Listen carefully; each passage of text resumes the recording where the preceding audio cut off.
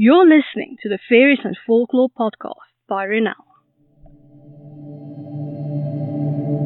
I'm dark fantasy author Ronel Janse van Vuuren. With over a decade of digging around in dusty folklore books, researching creatures of imagination that ignited my curiosity, I'm here to share the folklore in a nutshell and how I reimagined it for my writing in An Origin of the Fae. This is the Faeries and Folklore podcast. Hi, I'm your host Ronel Janse van Vuuren. You can just call me Ronel. In today's episode, we're continuing our exploration of the Fae realm. This episode is brought to you by my Dark Court Sisters book series, available in ebook, paperback, and audiobook. 3 sisters, 3 destinies, 3 ways to destroy the world. Go to ronelthemythmaker.com/Dark Court Sisters series for more.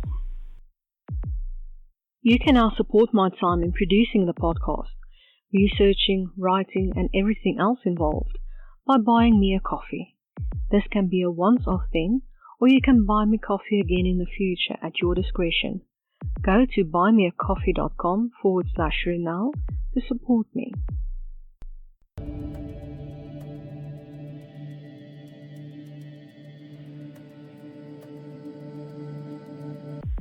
We're continuing our exploration of the Dark Fae. Today's fairy, Leshi, Folklore in a Nutshell by Ronel. Forests are mysterious places that evokes as much fear as awe in the hearts of mortals. The idea that there are people who thrive within its dark embrace has been the whispered tales around evening fires for as long as humans lived in long forests. There are many names for a wild man who lives in the forest and protects it.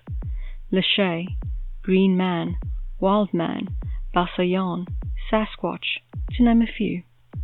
But there aren't a lot of written folklore sources about them. The folktales surrounding a wild man, Sasquatch, or Leshi are mostly the same. A wild man, supposedly bigger, stronger, and hairier than others, lives in the local forest. The wild man gets caught by a king for stopping the king's men from ravaging the forest. The inquisitive prince lets the wild man free. The king disowns his son. The boy goes to another kingdom and thrives there thanks to the goodness of the wild man. In Slavic folklore, Leshi are forest spirits who protect the forest and its creatures. They are mischievous tricksters and enjoy playing with their prey, the humans who dare enter the forest, and can mimic any sound, creature, or person.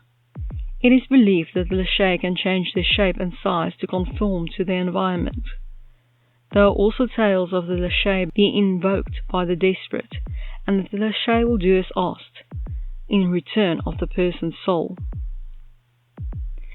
For the most part, though, it is believed that the wild man has a long beard, covered in some kind of fur, doesn't cast a shadow, hibernates during the winter, and runs wildly through the forest during the spring to rouse the forest creatures. He and his wife stay away from others, keeping to themselves.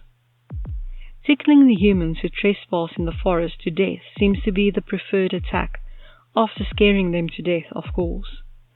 Stay out of the forest if you have ill intent, or the Leshi will get you.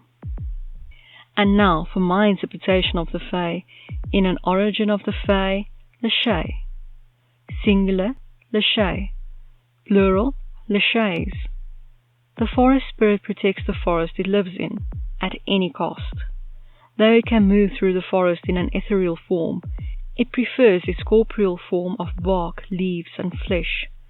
It's a shapeshifter, an accomplished mimic, and far too smart to get entangled in the affairs of mortals and fae. Despite folklore saying it likes to tickle and scare its victims to death, it is actually much more straightforward with true villains. It uses its powers to impale and dispatch those who pollute, etc. the forest and bury them wherever the forest needs nourishment most. Sometimes the Leshi eats its kills. Though it does like to play tricks on those entering its forest unbidden, it is usually younger Leshis who mimic loved ones in shape and sound for their own entertainment. When attending a tithe ceremony, They can appear as the traditional wild man, with a human-like body, long beard and hair covering their body, or they can conform to expectations of others, appearing as a humanoid creature made of the forest, leaves, bark, etc. They are loyal to the Dark Court, though they prefer to dwell in the human realm if they can. As a little bonus, let's look at Leshi translated to Afrikaans. Wildeman. I hope that you've enjoyed this episode of the Faeries and Folklore podcast and that you've learned something new about fairy. Remember that you can get a transcript of this episode in the description. If you're new to the podcast, why not go and grab your free copy of Unseen, the second book in the fairy tale series, on my website, ronelthemythmaker.com. Loads of folklore, magic, and danger await. Take care.